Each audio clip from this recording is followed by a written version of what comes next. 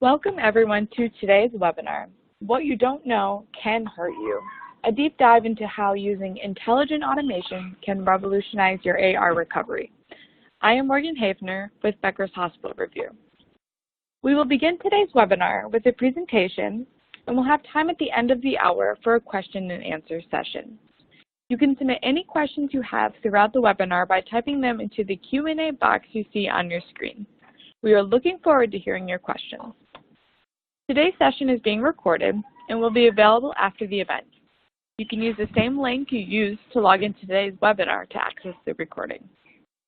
At this time, it is now my pleasure to start today's webinar by introducing our presenters. John Giuliani has over 10 years of business process improvement in healthcare experience and currently oversees the operations of HFRI. Before joining HFRI, John oversaw and managed a business analyst unit within Philips Healthcare. Daniel Lau started his career with HFRI as a collection supervisor and has had several roles with HFRI, including Quality Assurance Manager and Senior Client Program Manager.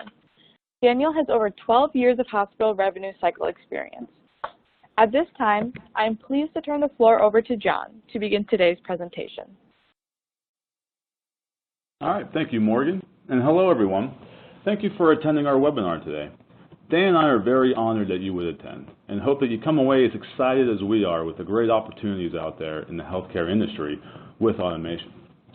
So first, let me set the table here in regards to why I feel everyone should care about today's topic.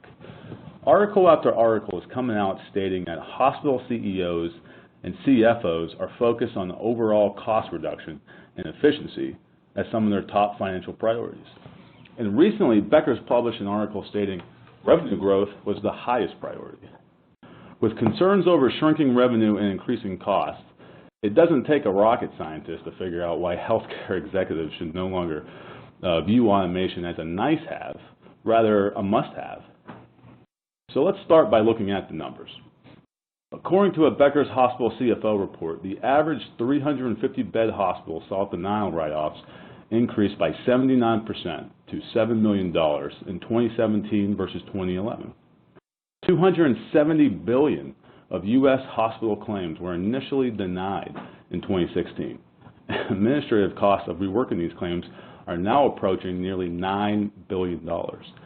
And what kind of results are we getting for that $9 billion investment?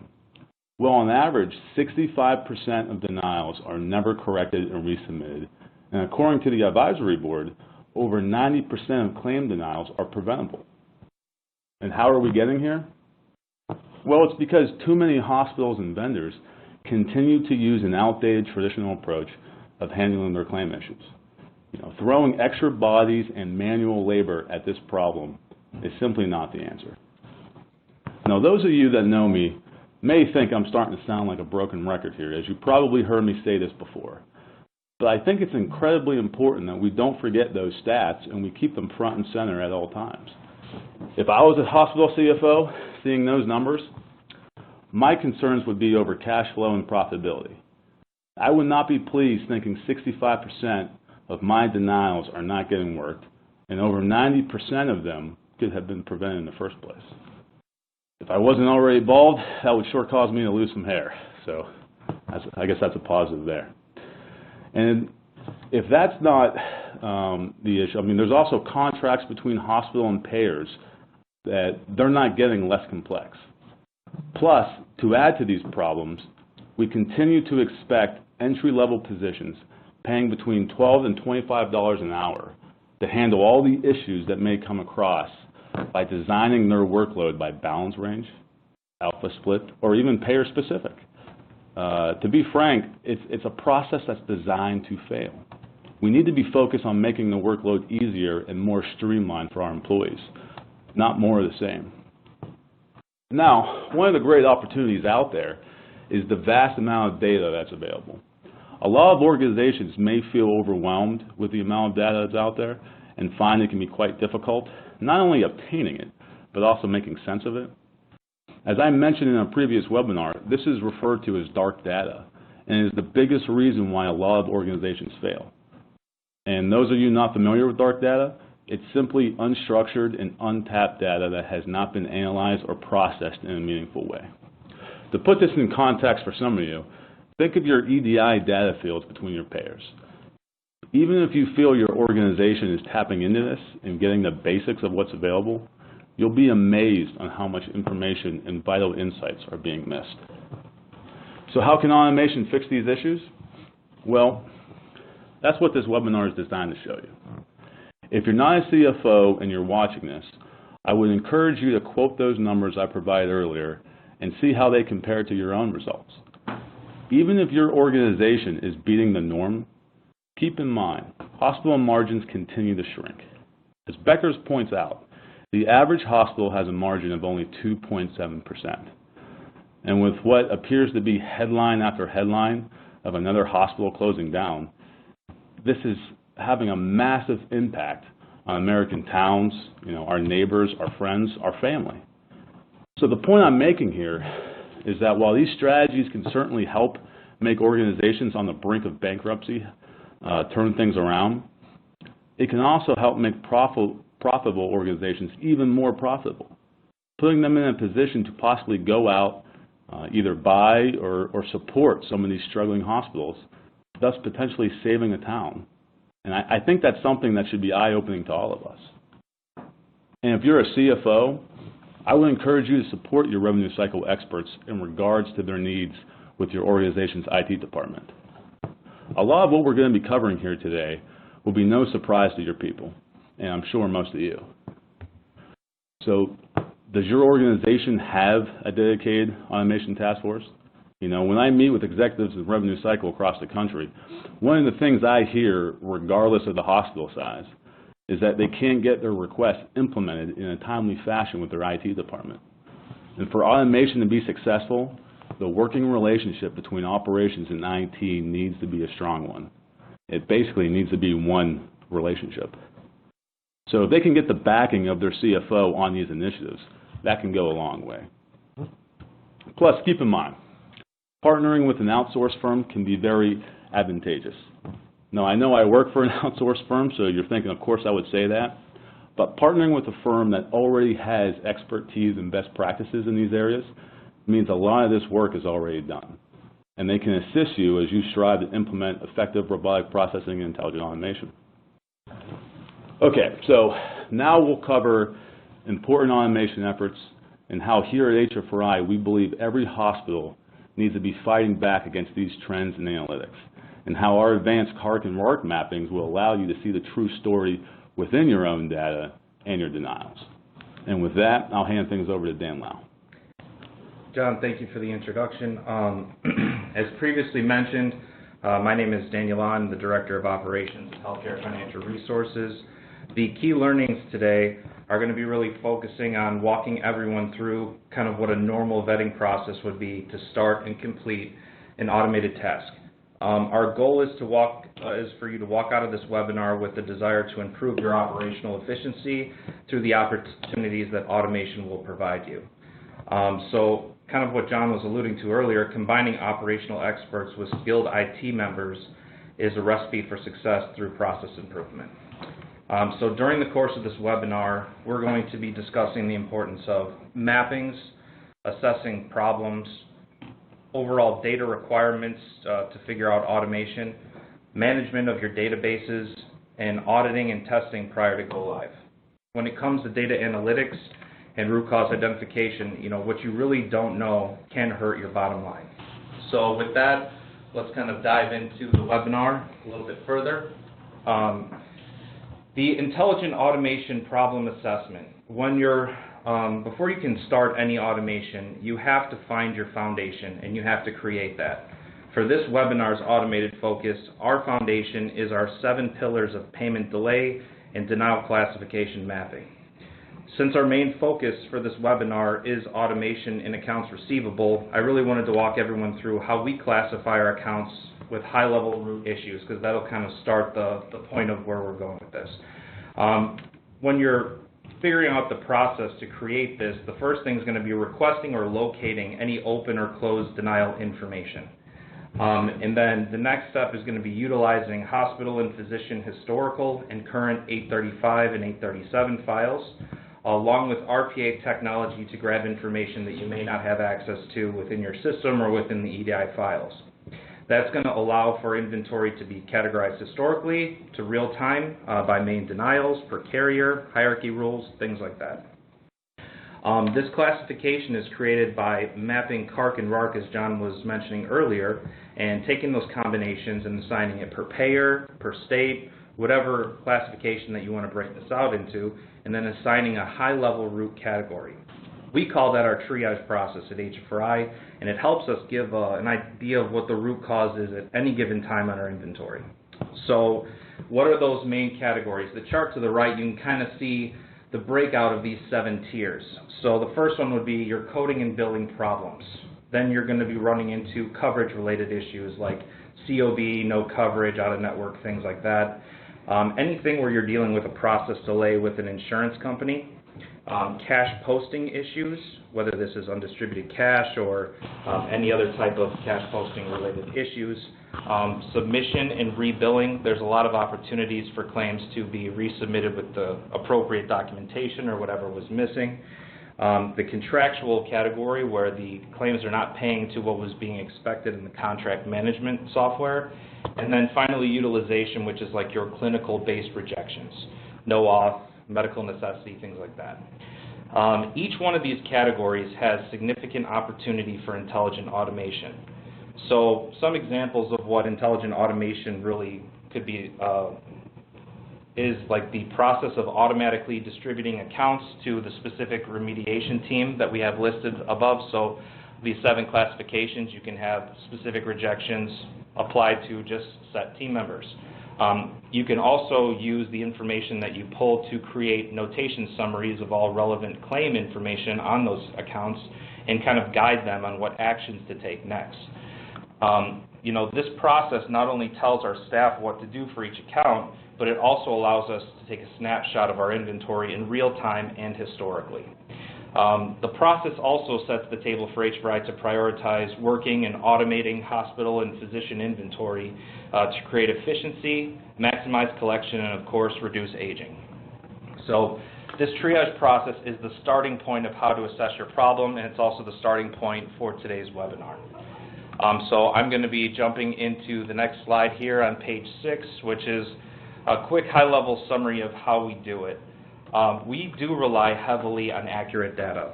All EDI files, clearinghouse reports, web scrapes, EMR, specialized reporting, using RPA to help scrape and parse additional data that we may not have.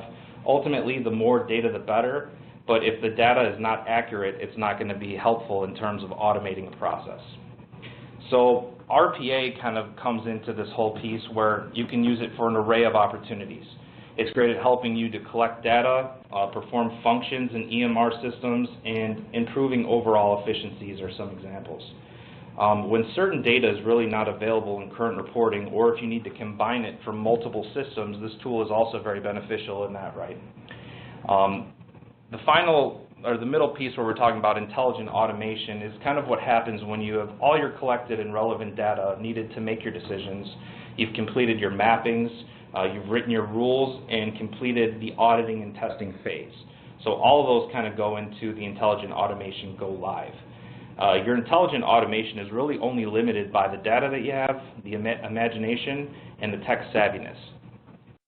So creating automation assistance is definitely going to empower staff and management to be more efficient. Some examples of improving efficiency through intelligent automation are streamlining processes, specialization of positions, and identification of issues en masse for project opportunities. So with that reviewed, let's dive into what we're focusing on today, which is assessing a problem. Before any rule-based automation can be applied and resources utilized, the problem must be identified. As we discussed earlier, we're using our triage process as the starting point for pinpointing our automation opportunities. The graph on the right is just using that payment delay or denial assessment categorization and just showing where our opportunities are. And based on the mapping of this chart, this example for this client, the largest opportunity is in the contractual segment. And contractual-based issues are generically just describing any denial or resolution-based issue that's causing the account from resolving to the contract management expected reimbursement.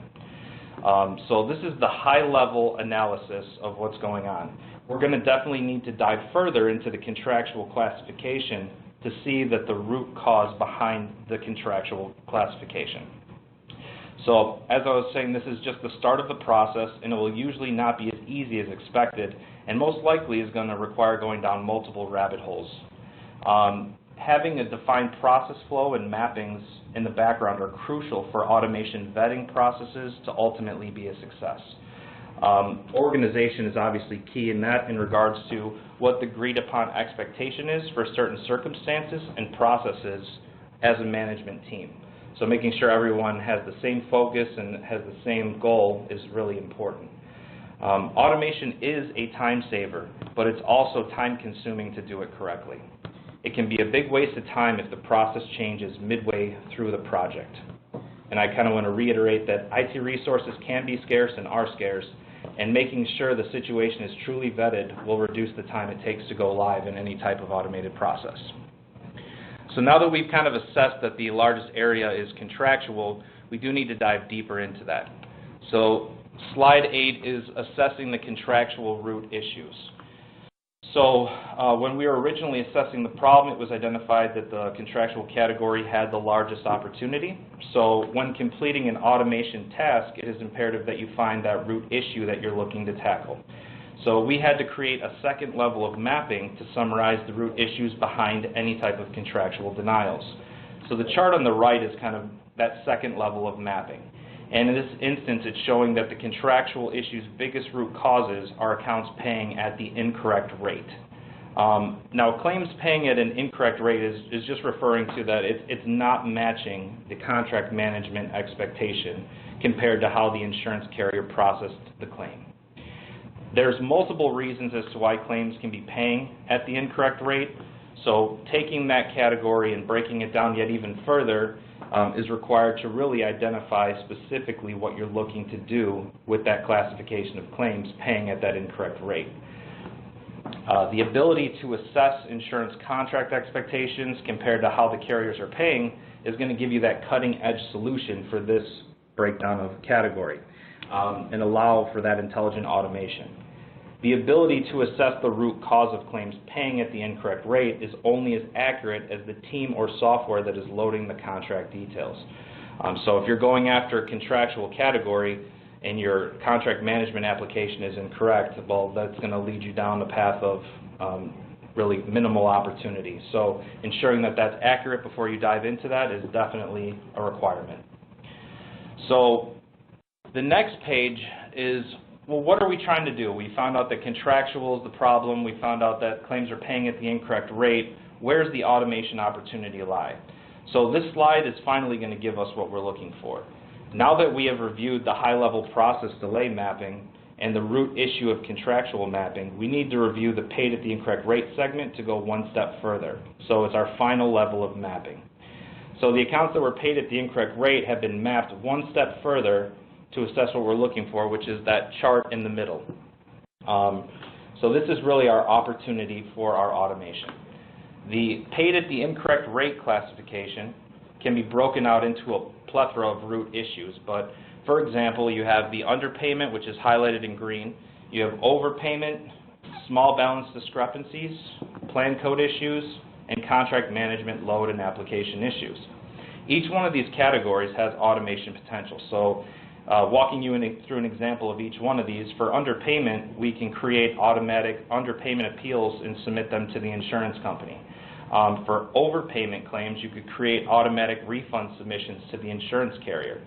For small balance discrepancies, you could create auto write-off adjustment rules in your EMR system for small dollar differences, $5, $10, $100, whatever you guys come up with as a team.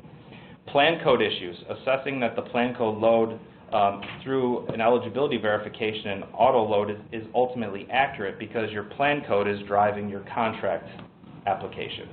And then finally, contract management load or application issues For instance, you could see that the insurance carriers are paying on lines where the contract management is really not expecting. So there may be opportunities to improve your contract management application. For this webinar, we're most excited to dive into accounts that really what we classify as a true underpayment, which is why it's highlighted in green. To get to the level of root issue, mappings and rules will have had to have already been in place in order for the root classification to be identifiable without that manual intervention. So to figure out those 5 categories, we have done a lot of mapping, a lot of rule creation, and a lot of different application to get to that point. So this will include comparison on payment detail, eligibility, contract management systems, created EMR rules, process flows, etc. The goal is really to deal with these underpaid claims, to automate those underpayment appeals to those insurance companies. And as you can see, while finding our automation opportunity of what we're going after, locating truly underpaid claims, you can see that there's a lot of opportunity that once we're done with the underpayment appeals, we can go back and hit multiple different opportunities. So mapping, parsing, database organization, rule creation, trend analytics, and auditing are all going to be melded together to help you figure out your opportunities for intelligent automation. So now that we've kind of identified where we're going to be going after, which is underpaid claims, and figuring out how we can automate that appeal, we really should talk about the data needs and the mapping requirements. So speaking of kind of mapping and data, this slide is going to review the information needed to create those mappings, and also how those mappings and overall data is going to lead to the creation of automatic underpayment appeals. So the first thing is, without accurate and complete data, automation efforts can be slowed significantly or made impossible. Even if you have all the data you require, significant mapping of that data is needed in order to create or write those rules.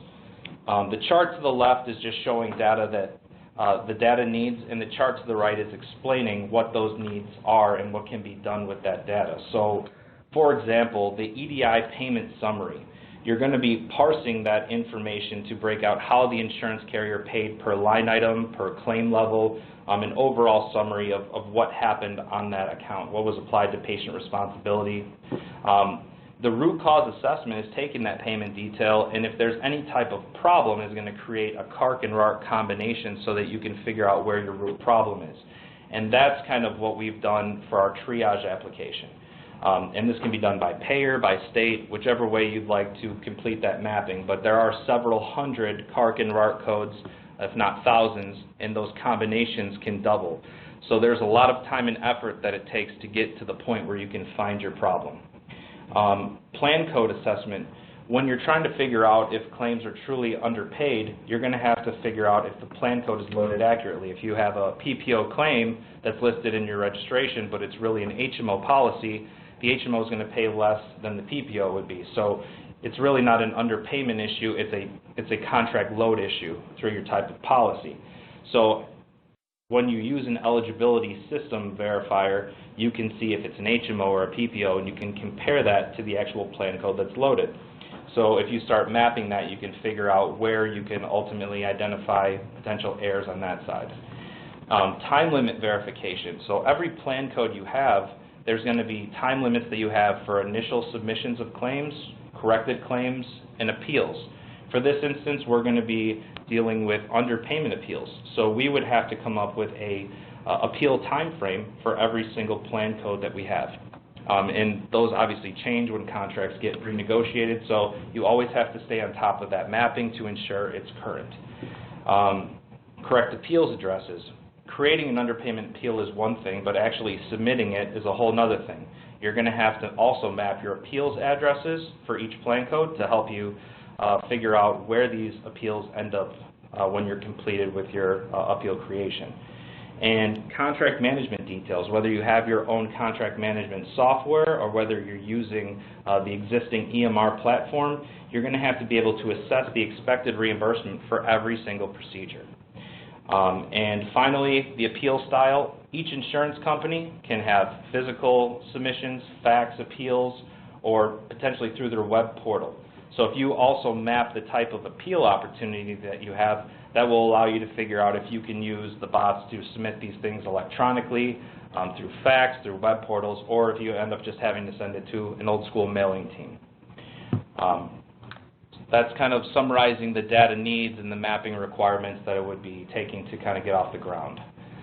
The next slide is parsing and decision making. So extracting and parsing data and then combining it with other data sets, mappings, and rules is a complex task, and it takes a lot of time. But once you're through that, that's going to really assist you in your automation efforts. So organization and accuracy of this is crucial for any application efficiency. Database management in regards to storing or assessing compiled data allows for rule creation to be expedited. So for the identification of underpayment appeals, the data being analyzed to create the rules is coming from multiple sources. And all these had to be combined together for us to figure out what we had. So EDI files, 835, 837s, RPA scraping information for the holes in data that we did not have, contract management system details per procedure and payer, proprietary software system reporting are just some of the data needs. And combining that all together to see it as in one big picture was very helpful. And taking that detail and putting on a massive spreadsheet to provide in-depth, raw, detailed reports with the necessary data can be given to our skilled operational team members, which then helps us figure out the much-needed testing and rule creation phases. So they can provide detailed feedback on what may be missing or potentially is misclassified. That's really going to be a huge step. Then finally is utilizing your preferred programming language. It's beneficial to create organized headers for each data set. After a while, you can accumulate hundreds of different data points that you're collecting. So making sure that everyone understands what those data points are and is speaking the same language is crucial. One of your IT people may call one thing, contractual contract details, and then another person may call that a plan code. So there could be some small discrepancies in terms of how people are understanding what things mean.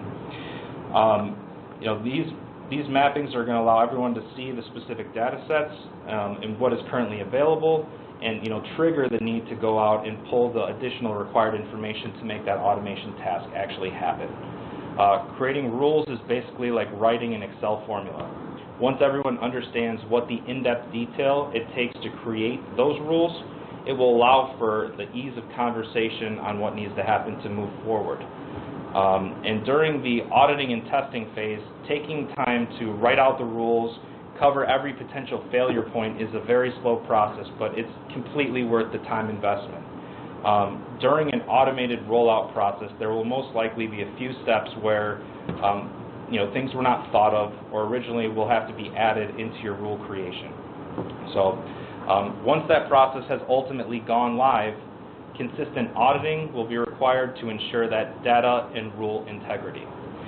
So now that I've spoken consistently for the last 15 to 20 minutes, I'm sure you guys would like to see an example of kind of what that means. So I'm going to be putting on a video that's going to be walking you guys through our automated appeal process. So this video starts off demonstrating extracting information from the database required for auto appeals. However you assess the data, it is important to remember that at minimum the following data will be required for accurate and exact appeal creation. So a high-level summary of those data needs is the hospital account numbers, the hospital name and address. You're going to need your denial level, which is including line versus claim level. The claim has to equal your remit. If it does not, that is not going to work out. The patient detail for appeal creation, you're going to need the patient's identification number, the group number, their name, their date of birth, etc., anything that you'd be putting on an appeal form. The services description per line item, your procedure codes, your description of codes, your dates of service, your line item quantity, your charges amount. Contract management details will also be necessary, so the expected per line item and the methodology that's ultimately used here.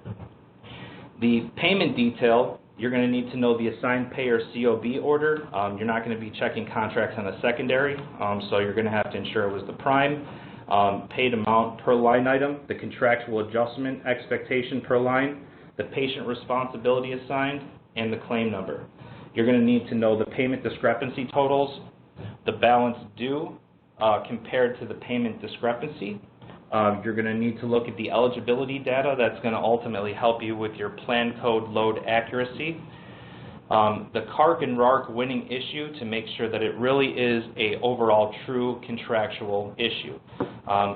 And then finally, your appeals opportunity, which is, you know, your date of processing, your time limit for appeals, your appeals address, fax number, web portal, and things like that. So there's a lot of data. But once that's all compiled, the second part of this video is coming up, which is showing all the data gathering, mappings, and rule creation, filling out this appeal form and template in mere seconds.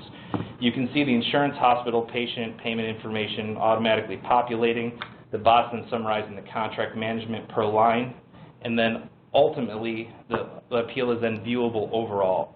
We wanted to show a copy of one of our appeal letters, and this is an example of an actual appeal being populated and then ultimately going out in the mail. So in summary, that's kind of an example of an automated process and what it would look like if you were looking at it from an IT perspective. So we've kind of talked about the auto appeals and given an example of an underpayment, but what about all the opportunities to actually submit the appeals that were created by you and your IT team? So as seen in the video, once the appeal has actually been completed, it is submitted to the insurance carrier for re-review or ultimately reprocessing. There's multiple options of automation opportunity during the submission portion of the underpayment appeal process. So if you're going to do a fax submission and you've already created your appeal letter, the bot has created not only the letter, but the fax cover letter, and then can summarize why you're actually submitting that appeal. That's one opportunity once you've actually created the letter itself. Any additional documents, you want to attach a UB or an itemized bill or implant or high-cost drug invoices, that can be another process to merge that with the appeal. And then the merged document can be sent via fax over FOIP, and then we can take that fax confirmation and assign it to that account itself as one opportunity. If you're using web portals, the automated system can log you into that web portal, which is a step in its own right, and then fill out appropriate fields or completed reconsideration appeal forms for any individual claim. And then, again, if you need to attach documents, you can attach the UB and all those other documents if required. And automated notation can be applied saying why you did what you did. And finally, physical mailing. While not the most automated step, is still a huge help getting it to the mailing team. So you've created your appeal, the letter was automatically generated, and the notation was generated. Any additional necessary documents merged together, and the merged document can be sent to your dedicated mailing team by putting it in a folder on a shared drive or something along those lines.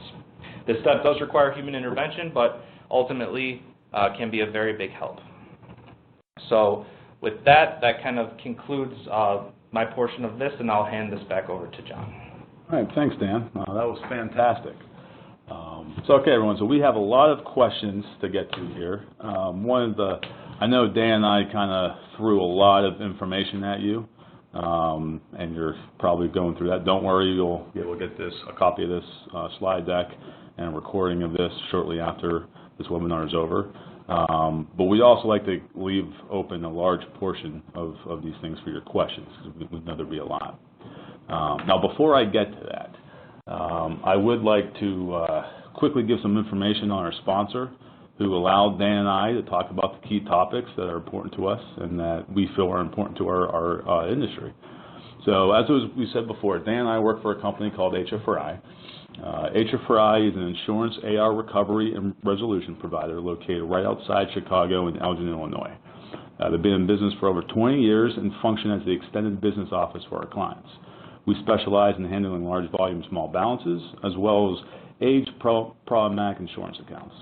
Now, these two items those are the key reasons why 65% of hospital denials are never corrected and resubmitted, because hospital staff are simply struggling to keep up.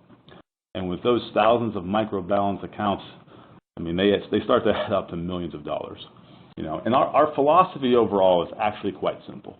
We will apply appropriate amount of resources to work every single account to the final dollar. We'll employ extensive use of automation, and we'll identify root causes to reduce denied accounts at the source. And then lastly, even if you already have a great relationship with your AR recovery firm, I do encourage you to take a look into our pre-write-off service. This is where we'll work extremely aged accounts, even greater than 200 days or maybe even greater than a year, after your CBO staff or your primary vendor. And our automation and our data analytics that we just talked about, this gives us the advantage of truly vetting each account in order to squeeze out every ounce of cash that's owed before it's written off. And for one of our clients, who happens to be a major academic hospital, we've actually recovered over $50 million for them prior to those accounts getting written off the bad debt. And as I was saying before, with the average operating margin being just 2.7%, hospitals can't afford not to follow up on every account that's owed to them. Okay, so moving on to the next slide. I promise I'm almost done with this.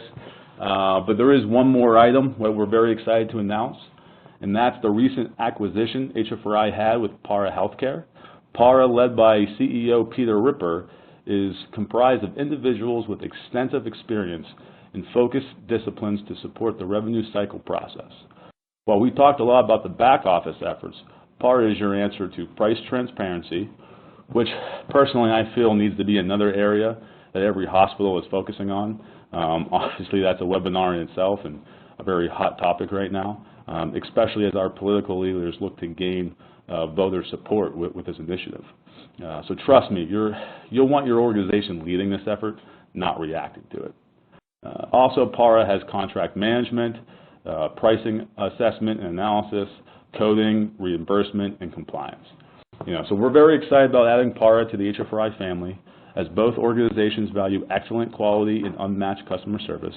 And as our CEO, Jerry Conley, stated, together we're delivering an unmatched revenue cycle solution that will further reduce AR cycle time and help providers generate more revenue. So our service is designed to be our client's solution to reaching 100% insurance collections of what they're really owed. And settling for anything less should not be accepted. I mean, my motto is it's your money, allow us to go get it so you can focus on what truly matters, and that's your patients. All right, so if you guys have any interest in learning more, please feel free to reach out to Dan and myself or visiting hfri.net. Also, if you found Dan and I interesting, you can find our previous webinar on our website where we discuss AR process improvement using automation and data analytics.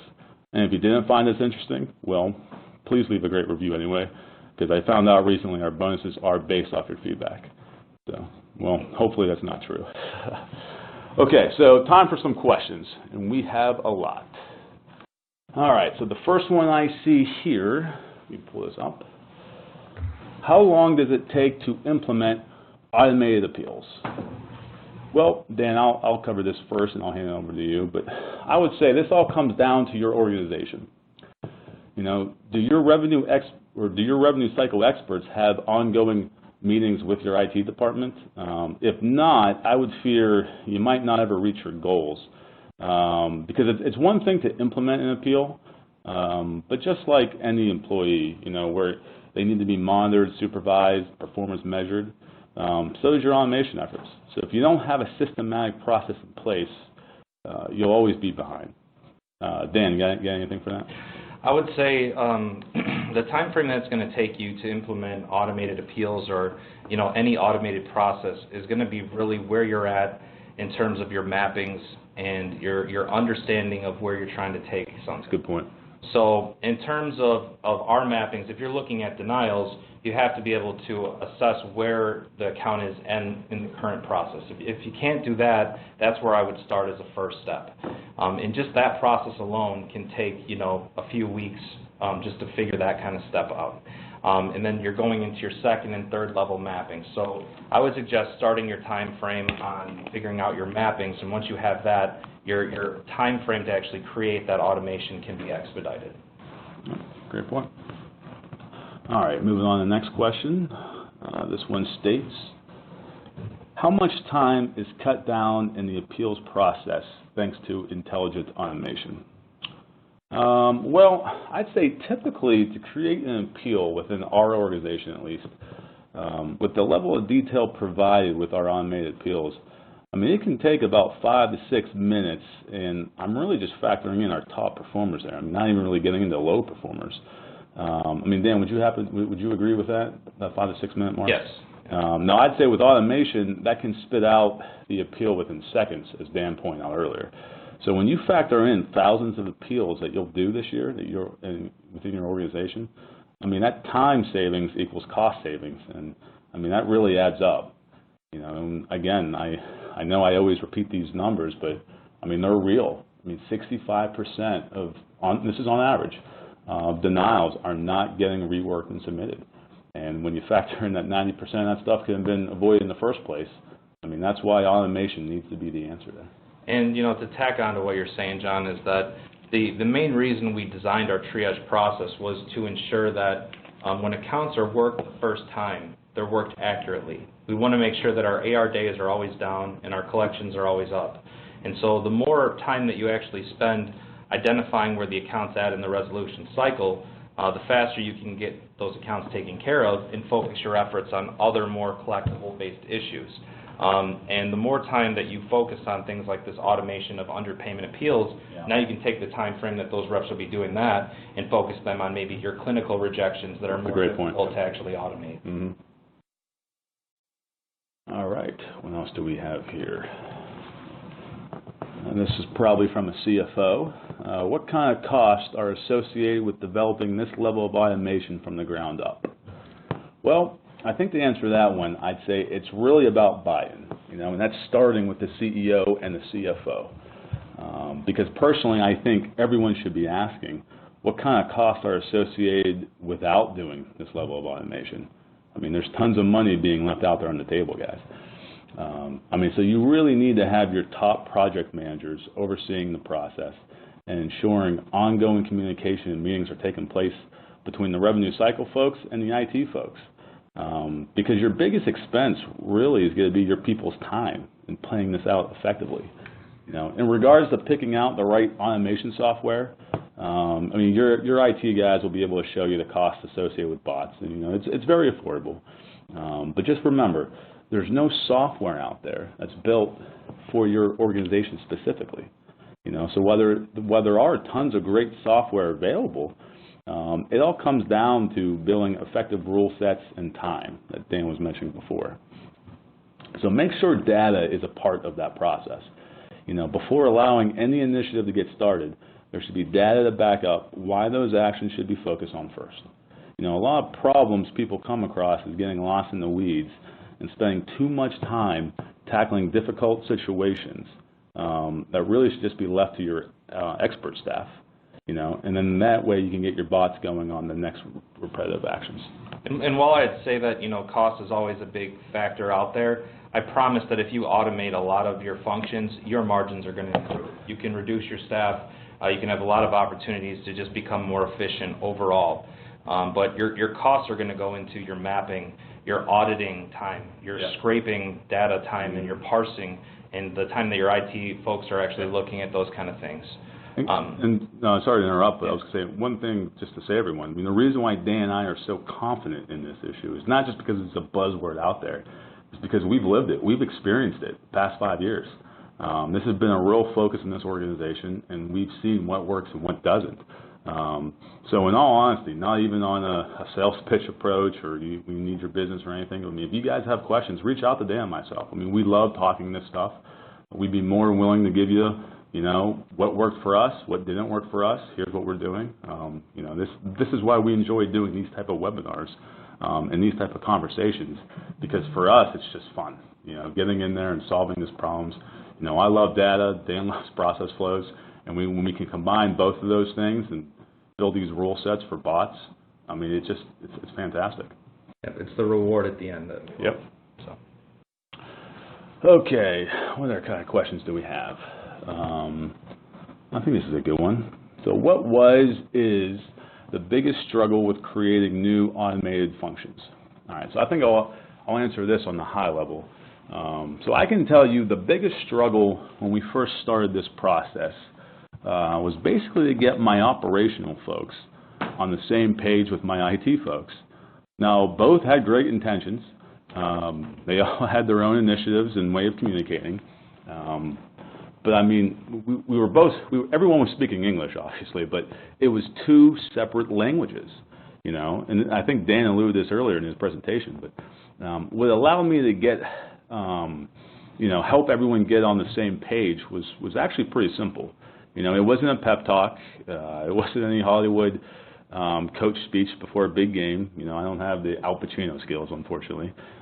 It was data, you know. So by requiring everyone to prove with data why they felt their item should be discussed and focused on, well, then that allowed everyone to get on the same page and see the big picture. You know, that being said, I mean, it also helps that I had a tremendous team and a selfless team. You know, no one cared about getting the credit. You know, they just wanted to help and solve our clients' problems. Dan, what's your take on that? I would say the biggest struggle for us operationally, besides the overall picture that you kind of were speaking to, is the data and getting the correct data. When we couldn't get everything we needed, what we would use is we started implementing our RPA solution, which could go into web portals and EMR systems and grab the information that we were really missing to help us finish that picture overview. Yeah. And once we had all that data, we could then help to create those rules. And once those rules were ultimately implemented, you know, that was the hard part, was just getting all of the pieces of the puzzle together. And once you have the majority of the pieces, you can write a ton of different rules. Yeah. And, you know, what we were describing in the webinar was mostly based on, you know, what you'd have for contractual, but all those mappings that were referenced can encompass a bunch of different other automation opportunities. All right, well, this seems like perfect timing of your last statement. What type of denials and or carriers do automated appeals work best with? So I think here at HFRI, we have the ability to generate an appeal for really any carrier after verifying the plan code is correct. You know, the advantage I had when I joined this organization a few years back is that they had 20 plus years of process flows for almost every scenario you can think of. You know, plus I was lucky enough to have a great team with years of revenue cycle experience who truly understand that hospital-payer relationship. So at that point, it was about getting the right automation efforts going and then building the rule sets to train the bots to handle these situations.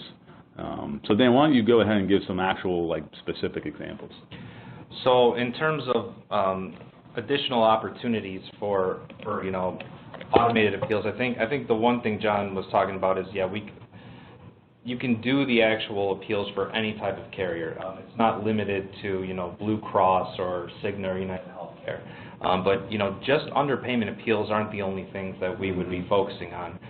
You know, you can think outside the box for each type of denial category. So, for instance, if you were looking at clinical-based issues like no auth or medical necessity, templates can be created in theory to basically attach medical records to a generic medical necessity appeal. While you want to create a narrative specifically to that account, we know historically that a lot of times the nurse reviewers at the insurance carriers don't even review the actual appeals that we spend all this time writing. Unfortunately. So if you can find a way just to attach the records to a generic statement saying these are all my experimental, these are all my medical necessity, these are all my no auths, this is a statement of exactly what I'm asking them to do, and here's proof attached with it. You have opportunity to not only do it for clinical, but any other type of thing you're looking into as well. If coding looks right, you can put that kind of detail behind that as well. And guys, to cut down off a little bit here, I mean, this going back to my previous point, this is why data is so important, is because, you know, Dan and I can spend the next, you know, 3 weeks talking to everybody about all the specific items and situations there are. And that's how a lot of these, because of that, that's how a lot of these things get dropped. Because, you know, you bring this up to your boss, or you want to get this thing running, you want IT time and attention, and they want to see, all right, well, why should we care about this? Because there's a million problems. Why is this one little thing going to have an impact? Well, that's why you need to be able to track this data and show. I mean, even on the back end, I mean, this is leading up to millions of dollars, you know, these issues that are not being addressed. And, you know, Whether it's the payers doing it specifically or it's just the way it happens. I mean, a lot of these small balances are getting denied for a lot of these reasons, and the answer is not simply adding more staff. You know, it's continuing to training your staff, make them experts in handling the true difficult situations, and then automating these other areas in order to keep up. Yeah, make them more efficient, get higher productivity, better quality. Absolutely. All those things tied together. Yep. All right, well, let's try to get a few more questions in. What would you recommend to a hospital system that would need to have in place to achieve these automation advancements that HFRI has? Well, I'm sure everyone already knows my answer to this. You know, in all seriousness, I think revenue cycle experts can speak to IT programmers effectively because oftentimes the two industries speak different languages. You know, but more importantly, you need to have a systematic process to assess your data to prove your business case, and even more important, is to get that buy-in from the top executives in your organization. You know, and if there's any out you that feel that you just don't have the buy-in, here's one thing I can promise you. If you focus first on building that business case and showing the big picture, your CFO or your direct manager, they will listen and they will be impressed. Dan? I would say that would be my top focus as well. As long as everyone understands what the benefits are going to be long term, I think that everyone will be on board with that. Makes sense. All right, next question. If a hospital system who is not a client of HFRI gave you all necessary data to categorize their inventory, how long would it take for you to break it out like you have mentioned within this webinar? Well, that's a great question. You know, my answer to that is, for us, this is basically a way of life, you know, pure systematic process. If we receive all the data, we can classify your inventory instantaneously. You know, what we would do is also apply a deep dive into those results and present those findings to you, you know, with our dedicated account manager. And then also, like I was saying before, now we have PARA, we can also provide insight not only to your AR, and why your accounts and your payments are delayed, but, you know, and what you can do to solve that, but also instantly provide insight into pricing and how your organization compares to your peers, you know, locally, regionally, and nationally. So Dan, maybe with this question, specifically with our clients, do you have any thoughts on that? I would say that you know, our clients see the immediate categorization. I'd say that their reaction to the root cause data is probably the most rewarding part of this, because, you know, like you said, it's instantaneously that we can actually categorize this. And the clients appreciate the ability to see immediate snapshots of where their rejection biggest problems are, because in theory, if we're working a smaller balance placement, they don't have eyes into that smaller balance inventory. They see what's happening in the high balance, and they may not think that those issues are kind of going down into the smaller accounts, or there may be completely separate issues. So when we provide that kind of feedback, they're going to be looking to us to kind of say, well, okay, this looks new to us. Why don't you guys dive into there and provide us what is actually driving all these things to happen? And, you know, once you actually dive into all those things, what you'll ultimately find out is, do we need to build a task force? Do we need to write new process flows to handle these situations moving forward? You know, what trainings need to be created? All of these different kind of things tie into just this high-level snapshot and what that can turn into. Yeah, that's good. This next question is a little similar. So what are the common responses you receive after you dive into each main root issue into subcategories? So Dan, since this is closely related to the previous question, anything else you want to add to that? I would say the common responses is how are we really going to address this with our registration teams? Overall, I think that a lot of the opportunities that you'll find in root cause assessment are going to be coming from the front-end teams for each department.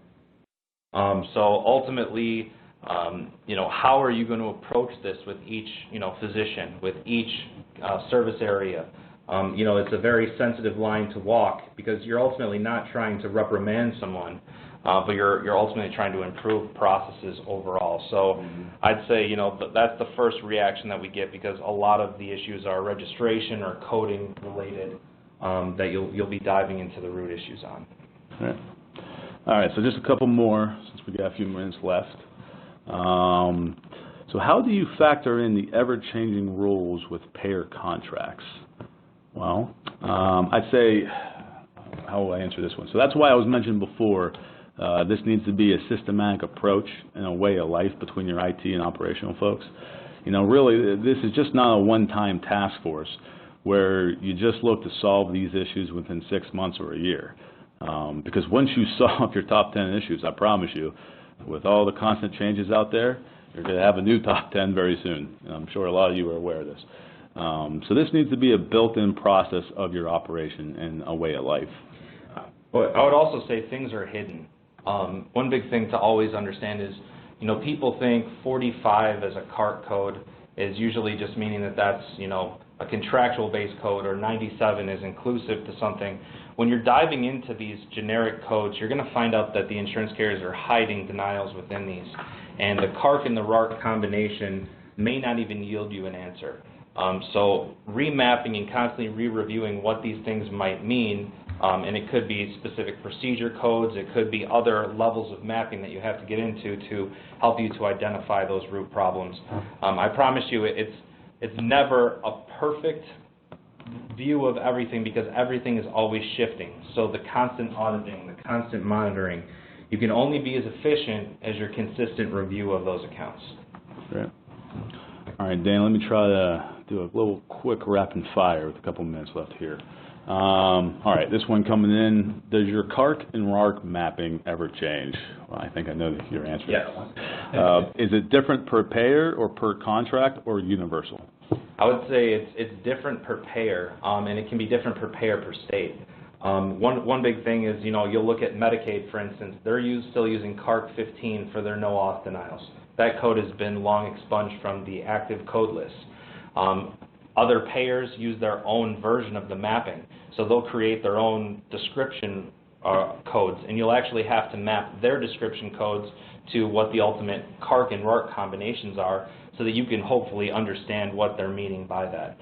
So sometimes things can even get more complex because people have their own breakouts of remark codes that don't follow standards. Yeah. All right, moving on. So, again, quickly, what's harder, the mappings or the implement of the automation of actual process tasks? Well, I'd say if you have your data, that's step one, and you have your mappings. The mapping is hard. It's not difficult. I think what you're saying, it just takes experts, right? I'd say in a sense it's not difficult. It's very time consuming. Yeah. But you do have to understand the revenue cycle process. Yep. And you know, I can tell you that, you know, John, myself, and a few other operational team members have spent, you know, nights analyzing hundreds of different combinations so that the next day for a client go live or for a new report that needs to be generated, we've had to reassess those mappings. So I would say knowing what's happening with remits and the time involvement is the hard part. It's not necessarily that hard. The automation task is not difficult if you speak the language. Like, if this, then this. You have to think of it almost like you'd be writing an Excel formula. If you don't think of it the right way, you're going to have this thing created, and then it's going to be wrong. Yep. And you're going to have to keep testing. And I think another thing people will make a mistake is they'll try to solve the whole thing before implementing it. Some of these things are quick, easy. Get those wins out there. Get it going. You know, the 80-20 rule, that's a real thing. So don't let the tough stuff that's going to take months of planning prevent you from getting a lot of these easy wins out there. All right, so very quickly, Dan, I like this one. I think it's a good one to end on.